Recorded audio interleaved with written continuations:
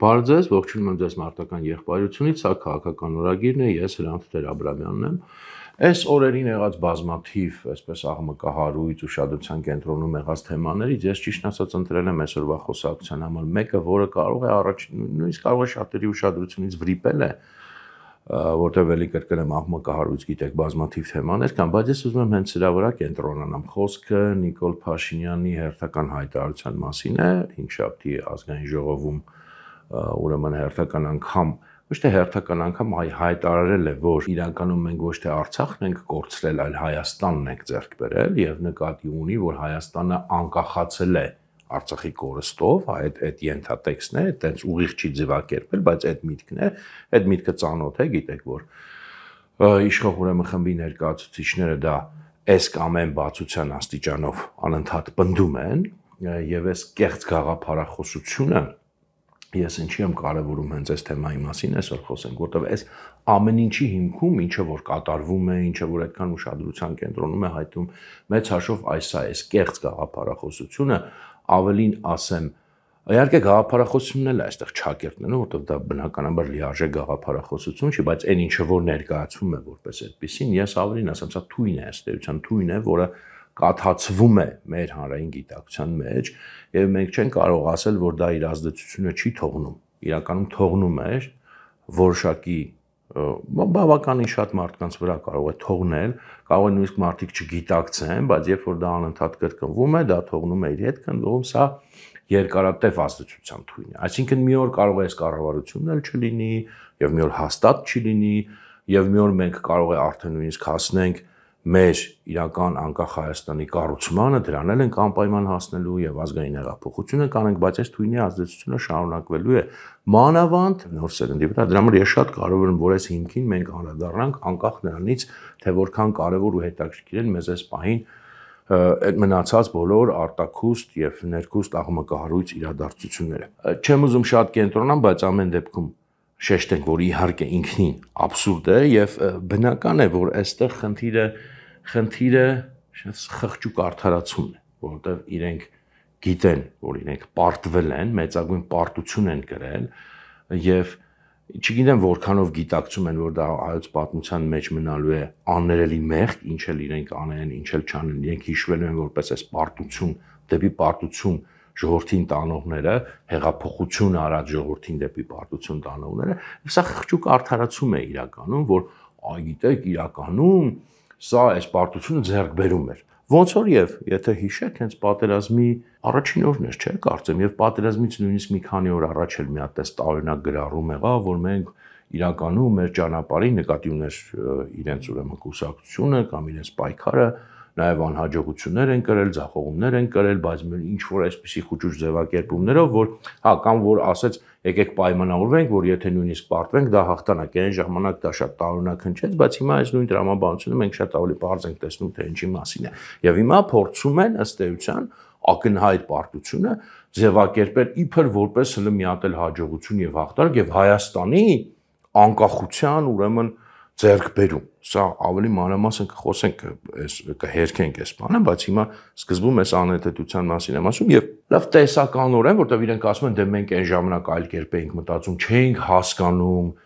հիմա մենք հասկացանք եւ այլն, բայց ինչ է ստացվում։ Հասկացանք ինչից հետո։ Այնց հետո որ կներեք մի քիչ կենցաղային բանից ծեծ կերակ, այսինքն մեկը ձեզ եկավ ծեծեց եւ դուք հանկարծ խելքի եկաք, սա նույնիսկ եմ ասում կենցաղային բան մակարդակում, անհատական հոգեբանության մակարդակում իմ համար անընդունելի է, այսինքն ոչ թե մարդիկ օրինակ չգիտեմ տրամաբանելով կամ սեփական փորձից ելնելով հանկարծ հասկացան, որ իրենք մինչև 2020 թիվը սխալ պատկերացում ունեն եւ հիմա նոր պատկերացում ձեռք բերեցին ելնելով իրենց ինչ որ մտորումներից, փորձից եւ այլն, այլ ուղղակի ծեծ ուտելուց հետո խելոքացել են։ Իմ համար սա իսկ բարոյապես անընդունելի է։ Հասկանում եւ սա էլ է կարեւոր, որքան էլ սա ասենք կարող է այդքան քաղաքական չի ավելի բարոյական է, բայց նույնիսկ սա պետք է անընդունելի համարել, որտեղ այդպես չի կարող, չեն կարող մարդիկ ղեկավարել երկիրը, որոնք փաստորեն ծեծ ուտելուց հետո հանկարծ դարձի են գալիս եւ սկսում են լրիվ այլ բաներ խոսալ, քան մինչեւ այդ խոսել են։ Էլ չեմ ասում, որ իհարկե սա տենց ինչ որ սովորական քաղաքական սխալ չի, որ դու ուղղակի արձանագրես, ասես դե մարդ ենք սխալվեցինք, բոլորս էլ սխալվում ենք հասկանալ եւ մանավանդ քաղաքականության մեջ, բայց դա սովորական բան չի, որ դու լինես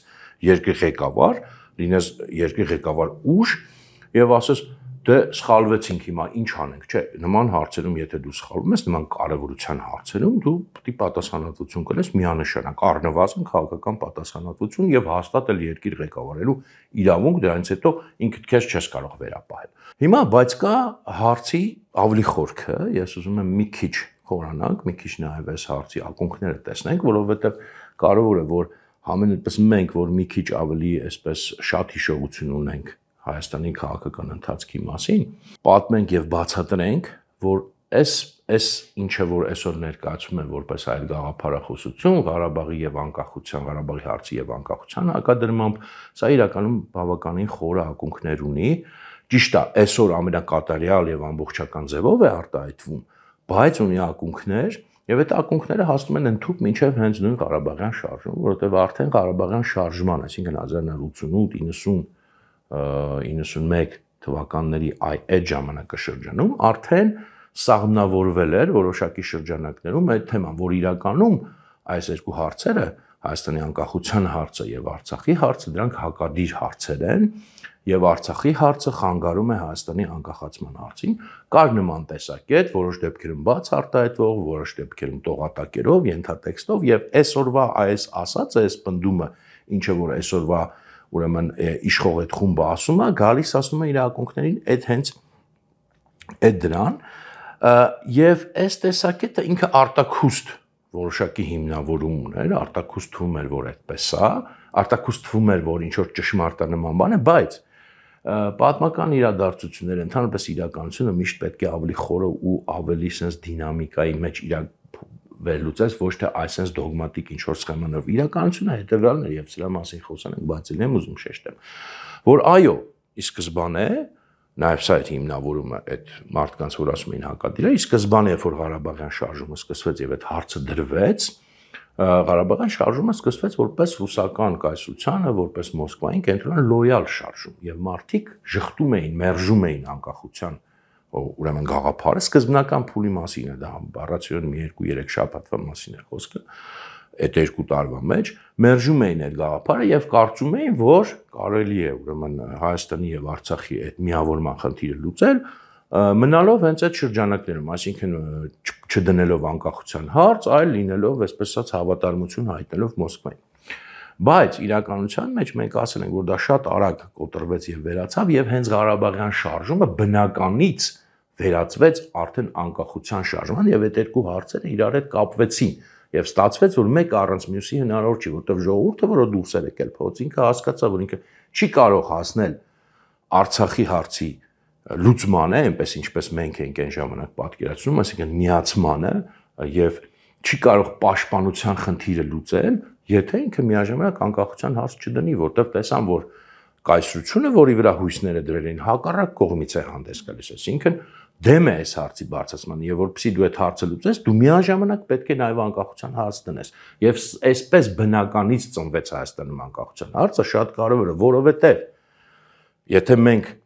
պատկերացնենք Հայաստանի հասարակությունը օրինակ 1987 թվականի դրությամբ սա ես անընդհատ ուզում եմ հիշենք մենք հիշեցնենք որտեղ իհարկե նոր սերունդը դա չի հիշում չի պատկերացնում բայց մենք տեսել ենք նույնիսկ իմ սերունդն է հասել տեսնել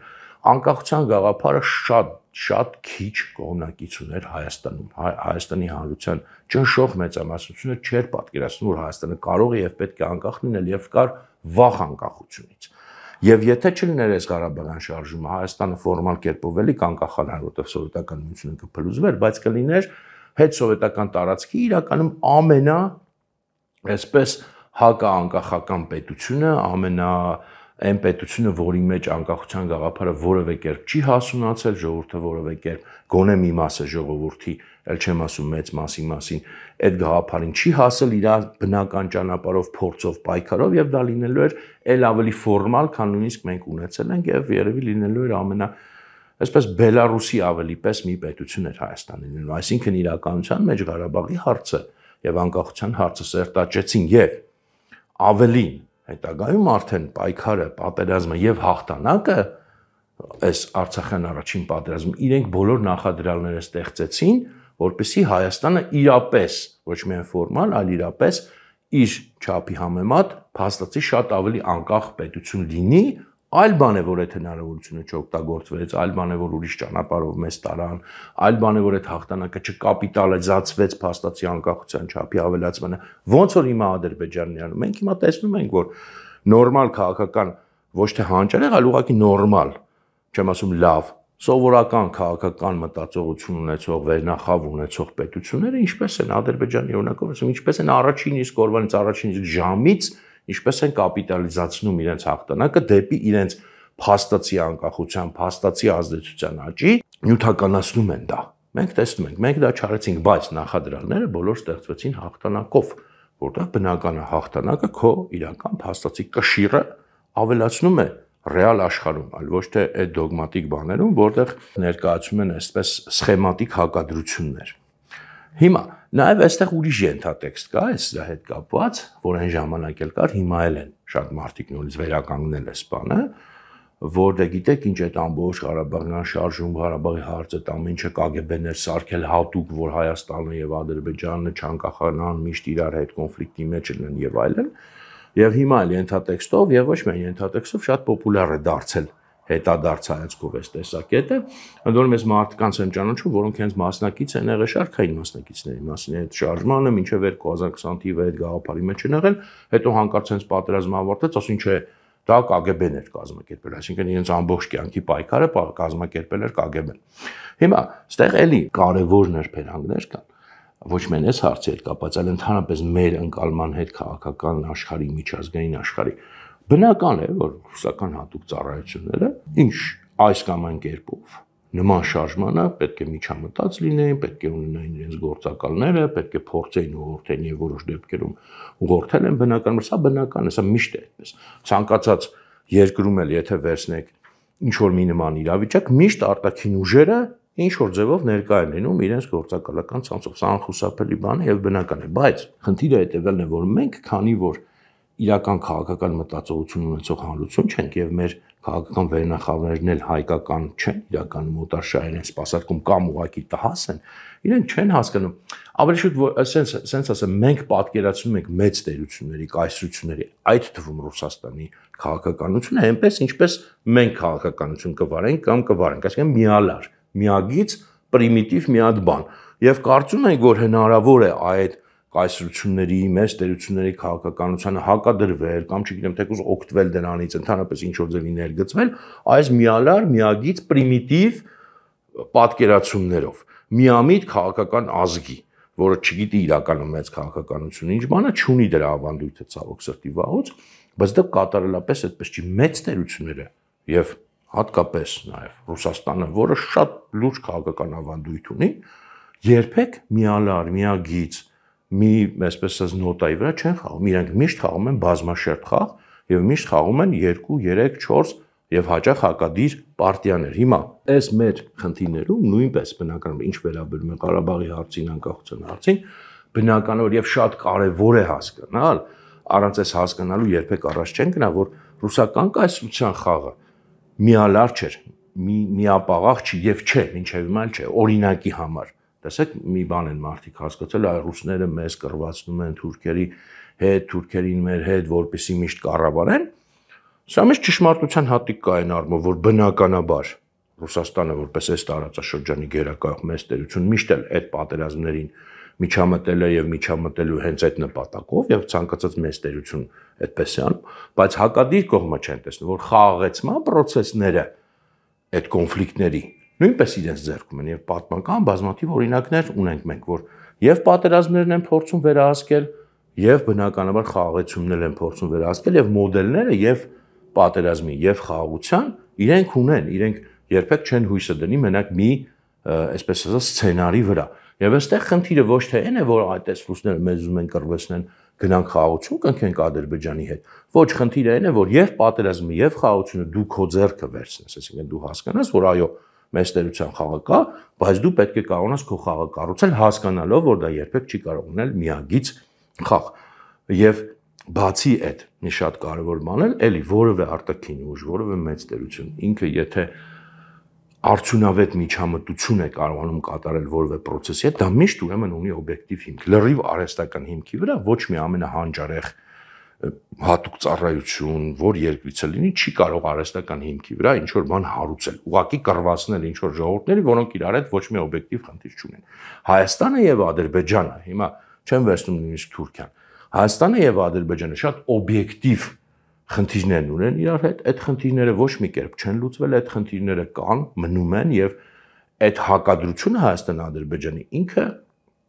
ինքը լինելու է էլի։ Շատ երկար կարող են պատմել, թե ինչու է դա այդպես եղել է եւ այդպես շարունակում է մնալ։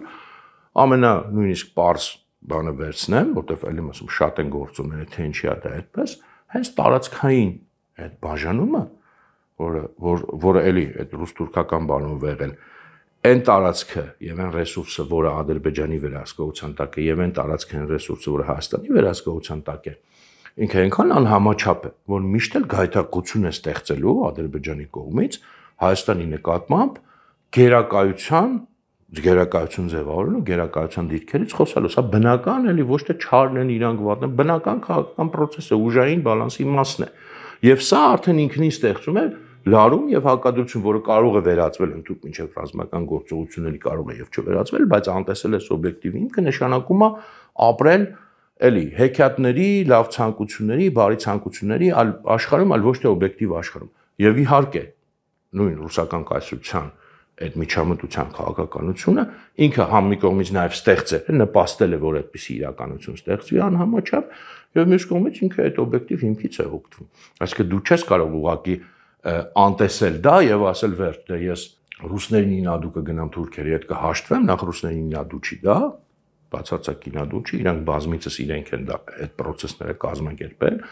եւ մեծ հաշվով հիմա էլ դա իրանց ինադու չի,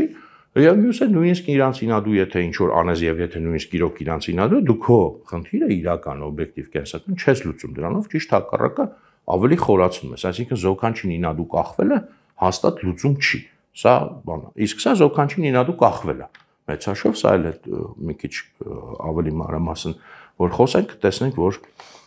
այդ պնդումն է։ Հա, այստեղ մի կարևոր բան էլ ավելացնեմ, նույնիսկ այդ պնդումը, որ այս էլի այդ խաղի բազմաշերտության վերաբերյալ, նույնիսկ հենց այդ պնդումը, որ ամբողջ Ղարաբաղյան շարժումը ի սկզբանե, սկզբից մինչև վերջ եւ ամբողջությամբ, շեշտում եմ, սկզբից մինչև վերջ եւ ամբողջությամբ, ոչ թե որ անպայման որոշակի եւ կարևոր միջամտություն եւ վերահսկողություն է տեղ ունեցել, բայց սկզբից մինչև վերջ եւ ամբողջությամբ հենց ռուսական KGB-ն է վերահսկել, նաեւ այն, որ այլ մենք հաղթել ենք, որտեղ ռուսը մեր կողմից է եղել, բնականաբար, սիրելի ժողովուրդ ջան, սիրելի միամիտ հայ ժողովուրդ ջան, բնականաբար հենց ռուսական KGB-ն էլ հենց այդ պատկերը պետք է տարածի այդ պատկերացումը մեր մեջ եւ հաստատ տարածում է, որտեվ նույնիսկ եթե ինքը չի վերահսկում, ինքը պետք է գոնե մեր ուղեղների մեջ պատկերացում ստեղծի, որ ինքը վերահսկում է, որ ինքը ամենազորն է։ Այդ ձեզ է թվում, որ դա հակառուսական ռոպագանդա է։ Դա հակառուսական ռոպագանդա չի, հակառակը։ Դա ռոպագանդա է, որը պետք է ժողովրդի ներշնչի, որ ինքն իրանով ոչինչ չի կարող անել, որ ինչը որ ինքը անում է, ամբողջությամբ վերահսկելի է նույն այդ կառույցի կողմից, եւ որ ամեն ինչ KGB-ի կողմից է վերահսկում, նույնիսկ մեծ ժողովրդական շարժումը, նույնիսկ պատերազմը եւ հաղթանակը հասկանում եք, այսինքն էլ ասում նույնիսկ եթե իրանք 0 դեր ունեն այն այդտեղ նյութական, իրանք դա հաստատ տարածելու են եւ ներշնչելու են եւ երբ որ դուք դա տարածում եք եւ ներշնչում եք եւ իբր այսպես հակառակ դիրքերից դուք ուղղակի իրենց գործն եք անում եւ էլի հատուկ ծառայություններին հեչ պետք չի որ դուք իմանաք որ դուք իրենց գործն եք անում հակառակը ինչքան դուք դա չիմանաք եւ ինչքան դուք հենց իրանց մոտիվացիաներին հենց իրենց դեմ խոսալը բայց իրենց ձեռնտու տեսակետը տարածելը այդքան իրենց համար ավելի լավ այնպես որ այսպես հաշվի առեք հաստատ սա նաեւ հենց ռուսական քարոզչության կողմից շատ իրենց համար շատ ձեռնտու տեսակետ եւ հաստատ իրենք դա տարածելու են եւ տարածում են ինչը էլ եմ ասում չի հերքում է հանգամանքը որ բնականաբար չէր էլ կարող չլինել որոշակի այդտեղ ուրեմն իրենց կողմից ազդեցություն ուղղորդում եւ այլն բայց մի բան էլ ասեմ ու ասենք առաջ ընդհանրապես էլի որպես պատմական օրինաչափություն այո արտաքին ուժերը միշտ արկա են այնտեղ որտեղ հատկապես կան լայն ժողովրդական շարժումներ միշտ դա ոչ թե նոր ժամանակների առանձնահատկություն ֆրանսիական հեղափոխությունից առնվազն սկսած են ավելի հինը չեն վերցնում բայց դա երբեք չի կարող որևէ արտաքին ուժ ամբողջությամբ սկզբից մինչև վերջ հատկապես ժողովրդական շարժում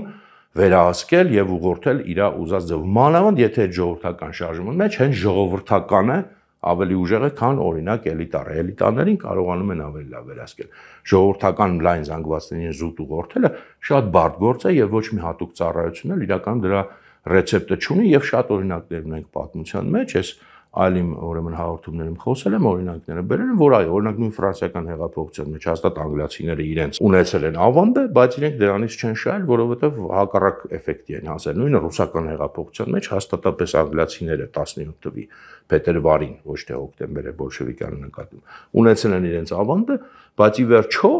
այդ իրավիճակը, որտեղ արդեն երբ որ իրավիճակը դուրս է գալիս վերահսկողությունից քաոտիկ է դառնում, դու երբեք չես կարող կանխատեսել ուր ինքը գնալու եւ գնաց դեպի ամենահակաանգլիական Ռուսաստանի ստեղծումը բոլշևիկները երբ որ հեղափոխություն արեցին, բայց ի սկզբանե անգլիացիները անգլիական դեսպանատունը մեծ դեր է ունեցել այդ ռուսական ցարին այսպես ասած գահանքեց անելու մեջ։ Իրոք ունեցել է, դա կոնսպիրոլոգիա չի եւ բարձր ինչի է ունեցել։ Բայց ուրիշ արդյունք է ստացել։ Գերմանացիները աջակցեցին բոլշևիկներին, Լենինին, վերջում այդ նույն իրենց ստեղծած պետությունը Գերմանիայի դեմ երկրորդ համաշխարհային պատերազմից եւ հասավ մինչեւ Բերլին, այսինքն պատմությունը շատ ավելի բարդ է, քան այդ պրիմիտիվ սխեմաները։ Երբեք ոչ ոք չի կարող սկզբից մինչեւ վերջ ինչ որ բան վերահսկել։ Նույնը մեր դեպքում էր։ Այսինքն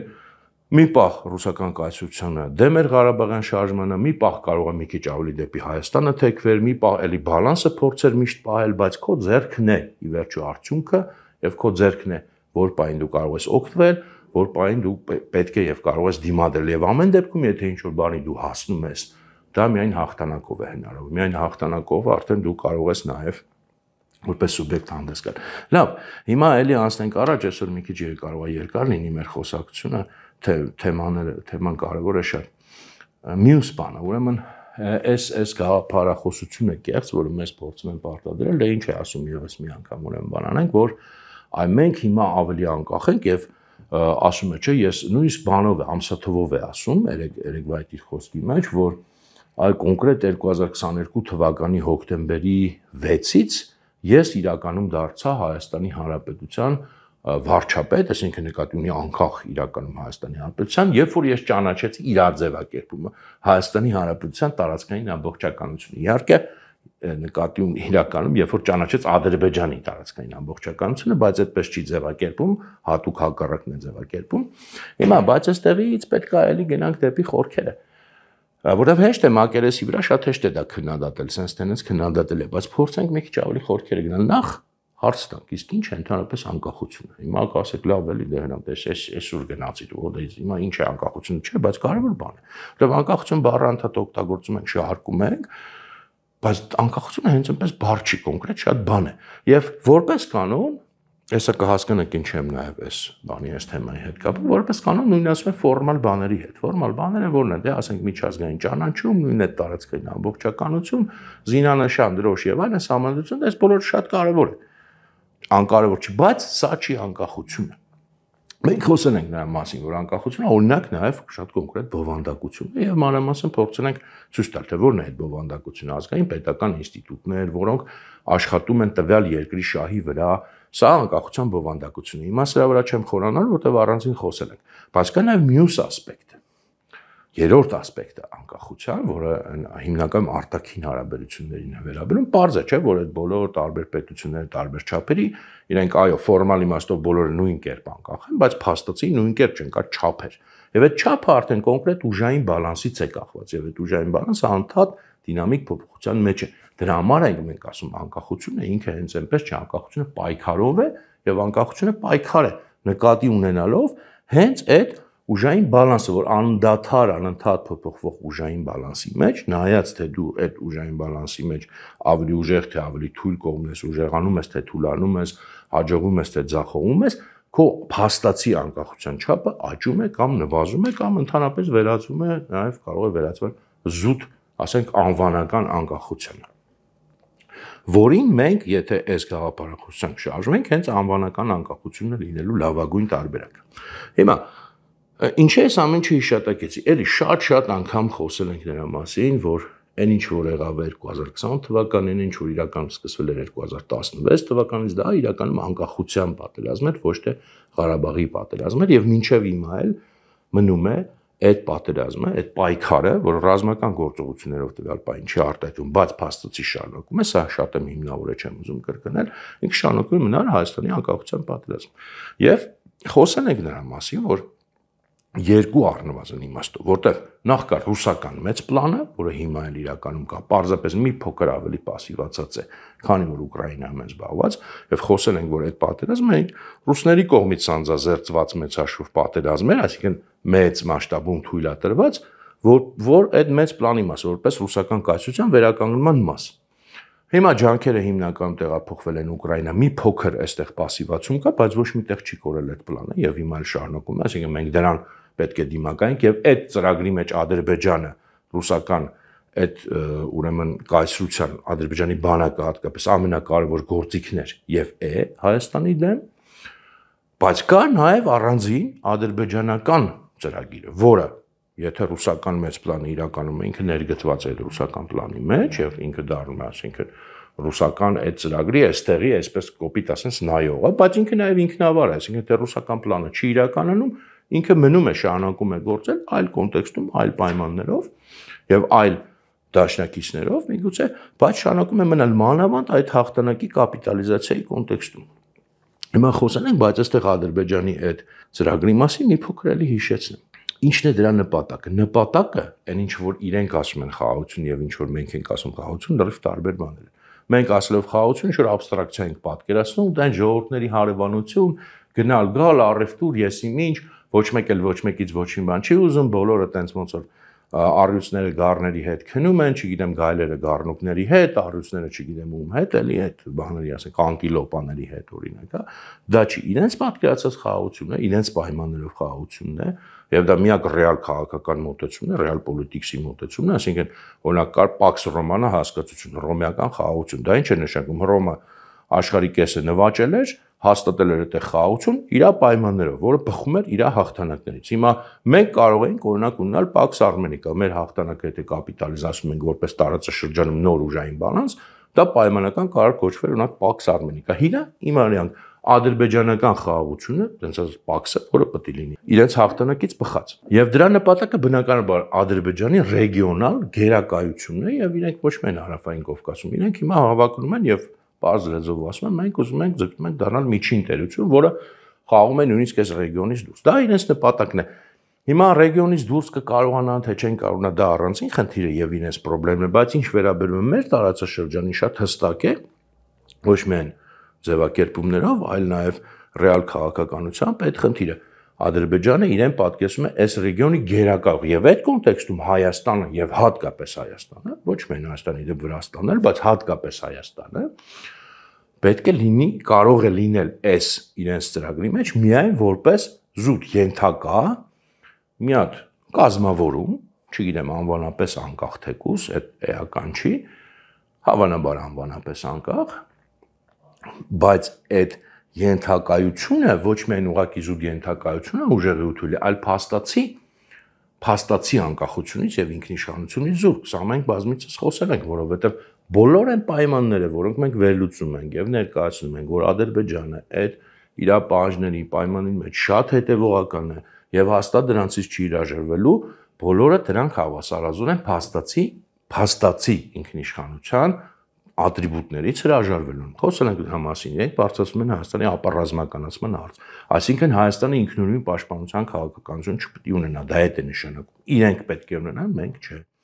Իրենք ասում են արևմտյան ադրբեջանցիների այսպես կոչված, հիմա մենք էլ ենք արդեն սկսում այդ տերմինը օգտագործել, թուրքերի վերադարձ, իրենց լեզվով ասած արևմտյան ադրբեջանցիների վերադարձ անվտանգության երաշխիքներով։ Այդ անվտանգության երաշխիքը Հայաստանը չի տալու։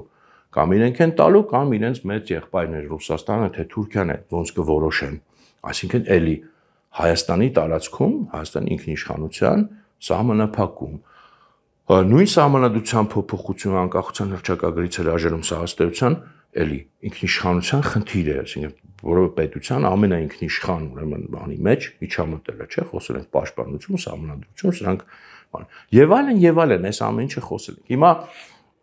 այստեղ իհարկե ասում են, չէ, դե մենք այդ պահանջները չենք կատարի, մենք չենք զիջի այս Հայաստանի այս 29000-ից ոչ մի բան չենք զիջի, մենք բան կանենք, ասենք, բայց եթե դու ասում ես սրանց չէ, Իսկ սա խաղ չի, կատակ չի, 100% ոչ խաղա, ոչ կատակա, շատ հետևողական, հստակ, որտեվ դա ոչ միայն ուղղակի խոսքեր են, ինստիտուցիոնալ հիմնավորում է այդ ամեն ինչը ստանում Իսուղարյանն է ստանում, ասենք Արևմտյան Ադրբեջանի հետ կազմակերպությունները կան, հիմա այս վերջերս նաև արդեն կրոնական թեմային են, հա, անդրադառնում, այդ ամեն ինչը հաշվարկները կան, ամեն ինչը կա, վիճակագրությունը, ծրագիրը վերադարձի, ամեն ինչը կա։ Եվ հաստատ իրենք դա պնդելու են մինչև վերջ, նույնիսկ եթե այդ թղթի կտորը խաղաղություն պայմանագիր կոչված ստորագրվի, մենք ասել ենք, դա շարունակվելու է։ Հա, եթե դու սրանից հրաժարվում ես, ասում ես, չէ, դու միայն մի տարբերակ ունես։ Դու պետք է կարողանաս այդ քոչեն ուժային ապահովել, այսինքն մտնել պայքարի մեջ։ Սա է խնդիրը։ Պայքարը կլինի ընդհանուր մինչև ռազմական գործողություններ, թե չգիտեմ ուժի ցուցադրում, սա լրիվ այլ հարց է, տակտիկայի, տեխնիկայի հարց է, իրավիճակի հարց է, բայց պայքարի մեջ։ Եվ հաստատ մենք չենք կարող ասել, որ այսօր Հայաստանը ավելի անկախ է կամ անկախության ճանապարհին է, որտեվ ճիշտ հակառակն է, մենք որպես պարտված կողմ եւ մեր պարտությունը ընդունած եւ ըստ էության բոլոր այդ ուժային սպառնալիքով պայմաններին համաձայնվող, մենք փաստորեն այսօր անկախության նվազման եւ կորստի ճանապարհին են եւ եթե շարունակենք դա է լինելու։ Եթե ինչ որ մի պահից, չնայած դա բացարձակ հավատալու չի այս կառավարությունը, իրենք որոշեցին, որ իսկականից ասել են, չէ, ինչ որ մի պահ կանգնեն, ասեն, չէ, այ թուրքերի վերադարձը համաձայն չեն, ոնց որ հիմա տոնց խրոխտ ասում են, չէ, դե իրանք միշտ խրոխտ մի բան ասում են, հետո երբ որ պահը գալիս է, լավ էլ ամեն ինչ անում են, բայց ենթադրենք տենց խրոխտել մնում են, վերջ դա նշանակում է պատերազմ փաստացի, պայքար փաստացի, այսինքն դա նշանակում դու քո անկախության համար պետք է պայքարես, այլ ոչ թե դու հիմա ավելի անկախ ես, չէ։ Դու պետք է այդ անկախ լինելը ապացուցես, հիմնավորես ուժային միջոցով, որտեղ այլ ձև անկախությունը հիմնավորելու եւ ուժեղացնելու չկա։ Այսինքն որովհետև հիմա քեզ ոչ ոք չի պատրաստում այդ անկախությունը այսպես ստալ եւ ճանաչել։ Հիմա քո նկատմամբ պահանջները, որոնք հավասարազոր են անկախությունից հրաժարվելու պահանջներին, հիմնավորել են դա։ Ուրեմն եթե դու ուզում ես այլ իրականություն լինի, դու պետք է ընդունես, որ դու պայքարի մեջ ես։ Այսա կլինի իրականության adekvat ընկալում եւ իրականության adekvat պատասխան։ Այն ինչ որ իրենք հիմա ասում են, օրինակ ասում է, չէ՞, ասես վստահաբար Հայաստանի եւ Ադրբեջանի միջեւ պատերազմ չի լինի, կլինի խաղաղություն։ Աստված տա պատերազմ չլինի։ Իրոք Աստված տա, եթե նույնիսկ լինի շատ ուրեմն երկար տարիներ, տասնամյակներ կամ շատ ուշ լինի, որտեղ իհարկե մենք պետք է այդ պատերազմին պատրաստ լինենք եւ հիմա մենք դրան պատրաստ չենք։ Բայց այստեղ բան չի, այսպես ասած Աստված տայի մասին չի խոսքը։ Այն ինչ որ ինքը ասում է, փաստացի, ես հասկանում եմ, թարգմանում եմ, որ բոլոր հնարավոր պահանջներին ես բոլոր հնարավոր զիջումներին ես գնալ եմ ընդհանուր մինչև այդ բոլոր իմ ծայրահեղ ասած բաները եւ այն չեները, որ իրենք ասում են սուտ են, որտեվ այստեղ տրամաբանորեն չկա այլ տարբերակ։ Կամ դու ասում ես կլինի հաստատ, պնդում ես, որ կլինի խաղաղություն, հաստատ խաղաղություն կլինի, այո, եթե դու Ադրբեջանի այդ բոլոր պահանջները կատարես, ոչ թե խոսքը նրա մասին է, որ չգիտեմ, այդ process-ը 1-2 օրվա process չի, դա բավական երկարատև process է, մինչև գա հասնի նրան, որ Ադրբեջանը արդեն ասի, դե վերջ էս ամեն ինչ արեցիր, հիմա էլ թուրքերը գալու են Երևանում ապրեն։ Դա վաղը չի լինելու, ասենք նույնիսկ մի տարի հետո չի լինելու, բայց դա իրենք հետևական առաջ են տանելու։ Եթե դու ասում ես հաստատ չի լինի պատերազմ, հաստատ կլինի խաղաղություն, ես հասկանում եմ այնպես, որ դու հաստատ պատրաստ ես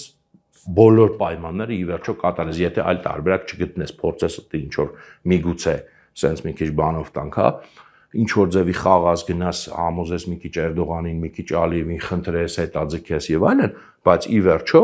եթե դա ուրեմն դա եթե դու այդքան վստահ ես։ Ես օրինակ այդքան վստահ չեմ, որովհետեւ ես գիտեմ, որ այդ պահանջները եթե լուրջ են, իսկ իրանք հաստատ լուրջ են եւ հետեւական են, մի օր գալու է, որ դու քո չեն, պետք է հիմնավորես ուժային եւ նոր դրանից հետո կկարողանաս ինչ որ բան ապացուցել կամ հիմնավորել։ Հա, իդեպ մենք իհարկե այս մոռացա ասել դեռ երբ որ պատերազմի մասին խոսում, հա, մենք անկախության շատ ավելի մեծ չափ կստանանք, որակապես թռիչ կապրենք, իհարկե, եթե մենք պատերազմ հաղթենք, այսա կլիներ շանս։ Եվ երբ որ ասում են, բա տարածքային ամբողջականությունը աշխարհը չերջանչի, այսա էլի սուտ է, ֆորմալ բաների հետևից ընկնելն է։ Ոչ մի կապ դա չունի, ուրեմն աշխարհը ինչպես աչք է փակել, որ մենք Ադրբեջանի տարածքի զգալի մասը վերահսկել ենք, համարյա 30 տարի, 26 տարի, նույնքան աչք էր փակելու 3600 տարի էլ եւ 3 միլիոն տարի էլ, եթե պետք լիներ, դա մեզանից էր կախված լինելու եւ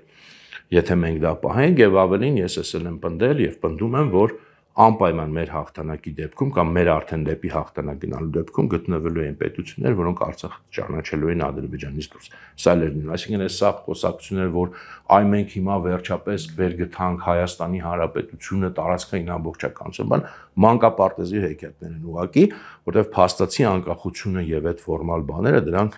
տարբեր են հագին։ Հիշեցնեմ նաեւ, որ դու կարող եք աջակցել մեր գործնեությանը կամ մասնակցել մեր գործնեությանը, այս վերջերս 3 կետ եմ հիմնականում նշում։ Մեկը մեր Patreon-ին անդամագրվելը, չհիմնավորեմ նույնիսկ թե ինչի համար է դա կարևոր, ինքնին պարզ է, մյուսը որ միշտ այս վերջերս խնդրում եմ մեր Telegram-ին բաժանորդագրվեք, որովհետև համենայնիվս հուսալի կապ է, չգիտենք մեր YouTube-ը երբ նորից կփակեն, չեն փակի կամ Facebook-ի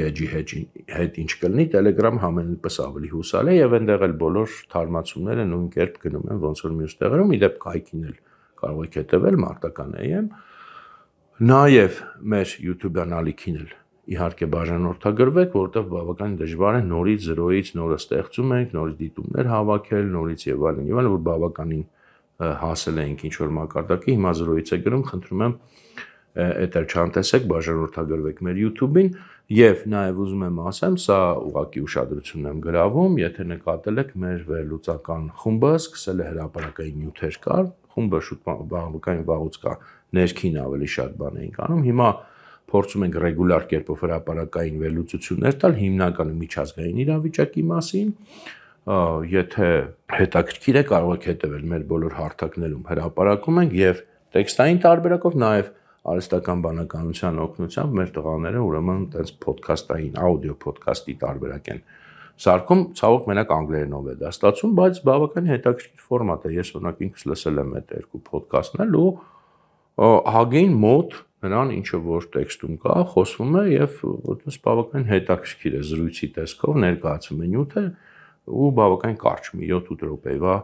ուրեմն բանը։ Այս է ուզում ասել, խնդրում եմ ուշադրություն դարձրեք, եթե հետաքրքիր է, հետևեք նաև այդ նյութերին։ Երևի արդեն փորձեմ ամփոփեմ, այս խոսակցությունը գրեթե անվերջ է։ Նաև գալով էլի Արցախի խնդրին, բուն Արցախի խնդրին։ Ուրեմն, երբ որ ասում են դե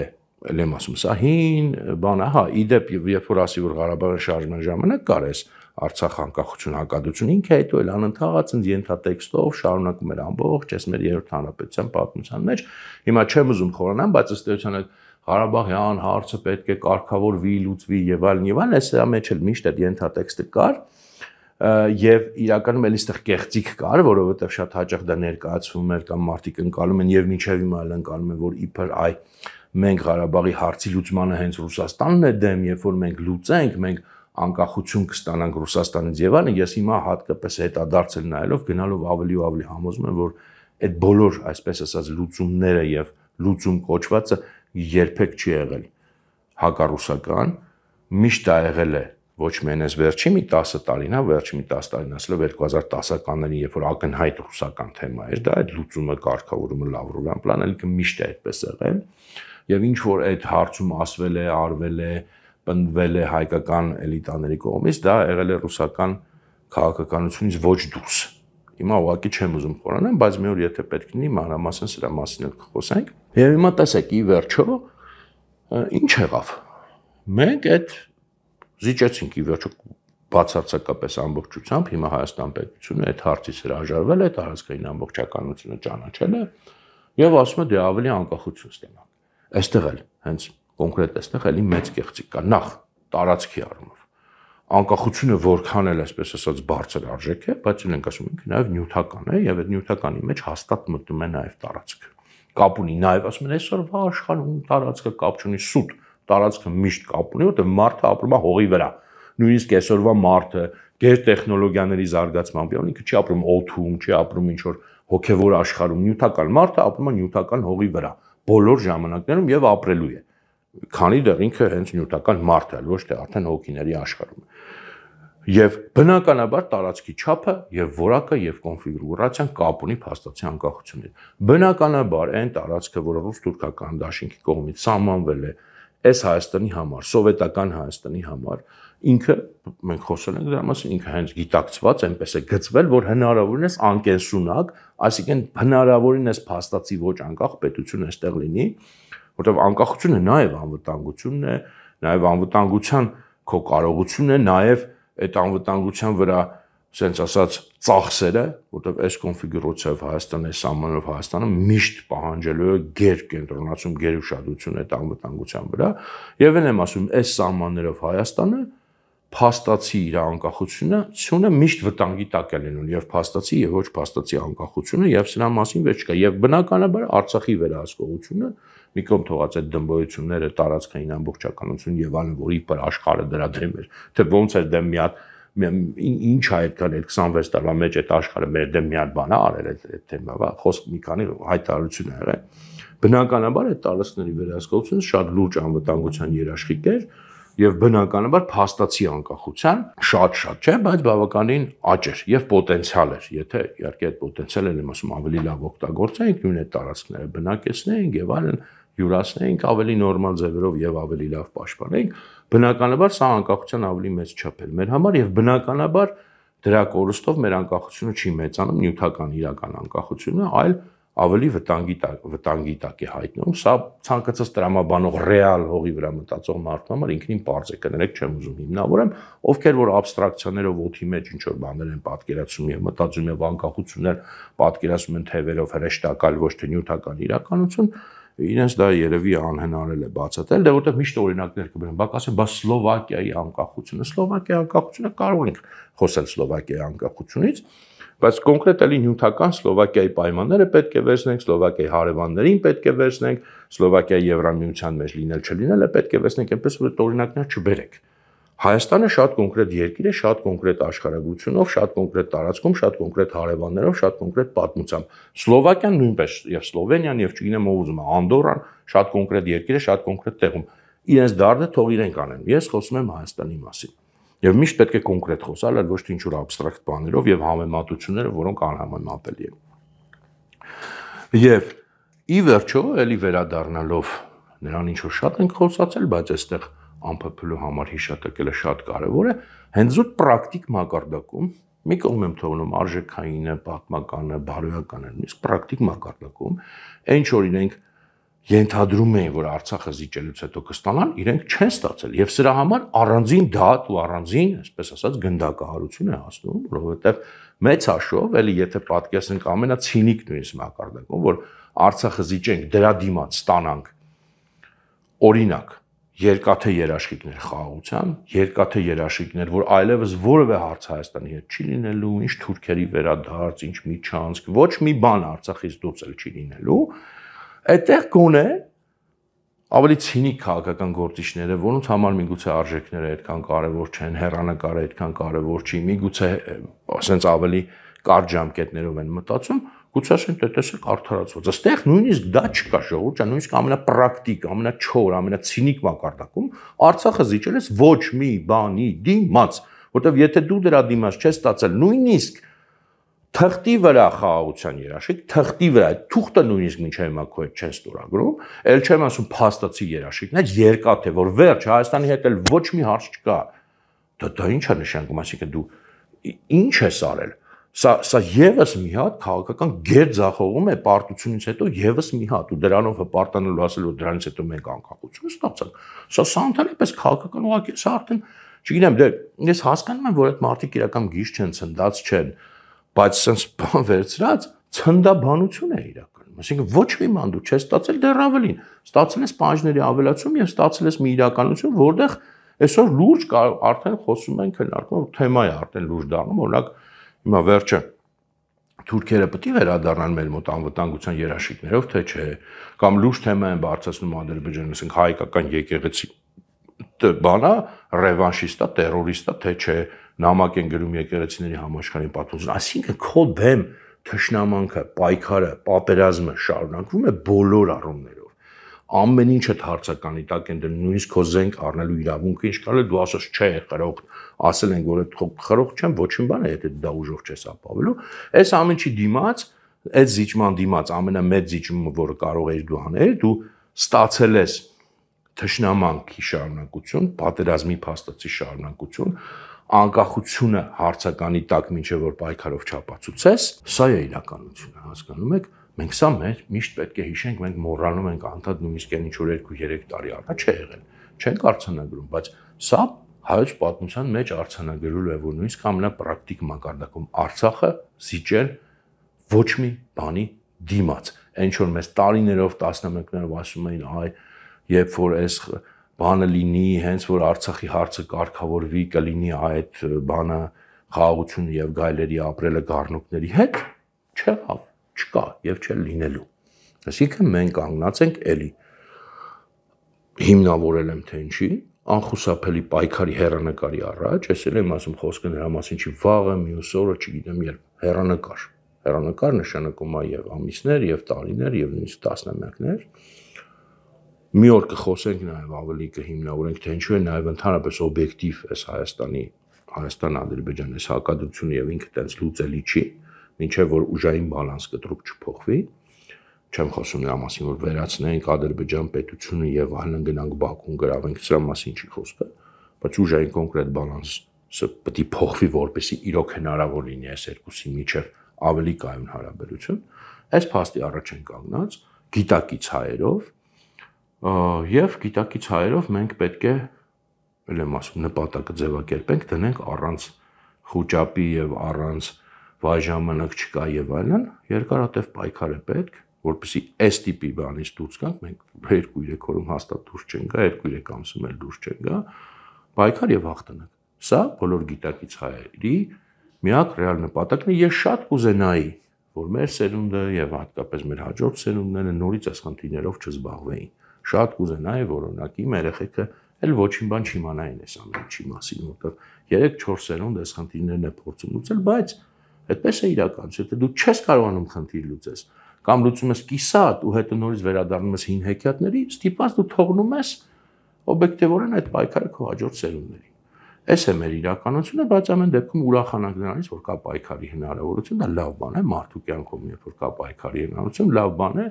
լավ կլներ, որ ավելի մեծ բաների համար պայքարեինք, մեր սերունդներին ոչ թե ես ասում եմ թողնեինք տենց ուղղակի լրիվ անշարժ, այլ ավելի մեծ նպատակների համար պայքար,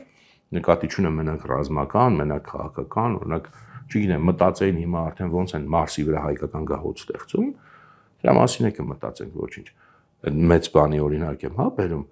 բայց էսա մեր իրականություն, ուրախանանք, որ սա էլ կա, ուրախանանք, որ Աստված մեզ դեռ պայքարի հնարավորություն տվել է, քանի դեռ կա գոնե այս ֆորմալ անկախությունը, պայքարի հնարավորություն տվել է եւ